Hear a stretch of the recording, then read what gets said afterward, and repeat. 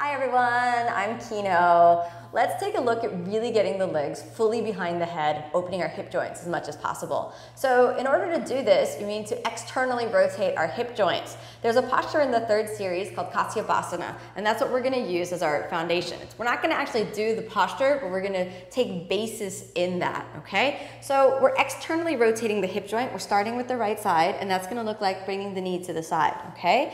Now you don't want to open the hip too much to the side. Keep the sitting bones in relatively neutral position. Then inhale, lift the leg back, exhale, bring it around. So if you have your hair down, you want to bring it out to the side, right? Then pull it over a little bit. So if you can't go this far, if the leg's not behind the head, then you would want to stop here and just work on opening your hip joints. But if you can, you get a little bit deeper and then make sure that you don't pull your sitting bone too much to the side. Now what we're going to do is lie down to really give the hip a chance to open. There are two ways to lie down. We're going to do the first one where I'm going to keep weight on this leg, and so this is my foundation. So I'm reaching back, and so that leg is my foundation. The sacrum is on the ground, and I'm leaning to the left, and you'll notice my right hip remains off the ground, okay? So this is slightly precarious in a balance, and I'm not totally flat on the ground, all right? So after 5 breaths like this, you could potentially lean over to the side, which will bring the knee down and take this leg off of the ground. They target different things. So now if you're really just working on opening your hips, what's nice to do is take that leg all the way up and then let your sacrum rest on the ground, and you could take your hands right up over, holding on to your foot, potentially going all the way down, okay? And if you do this up here, you want it to be relaxed, you could potentially bring your leg over to the side. And this is really just to help the pelvis release and open, keep it sucked all the way in.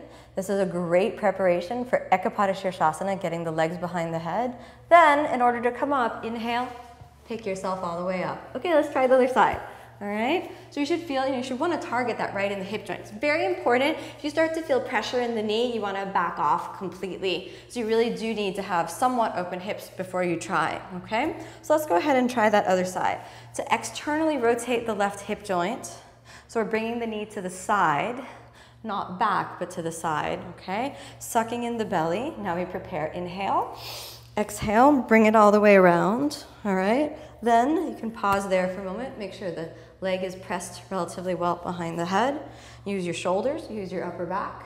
Now we're going to press this leg firmly into the ground. Remember, that's step one, okay? So I'm pressing into the right thigh as my foundation, using my hands to reach back. See, I'm leaning a bit to the right so I can keep the foundation firm. Strong foundation, sucking in the belly. 1, 2, 3, 4, 5 here. So this is all about the foundation. Gravity is working on my hip joint and on my leg on the left side because it's off the ground. After a couple breaths, lean over to the left, and that's going to pop that right hip and the right thigh off of the ground, which is fine.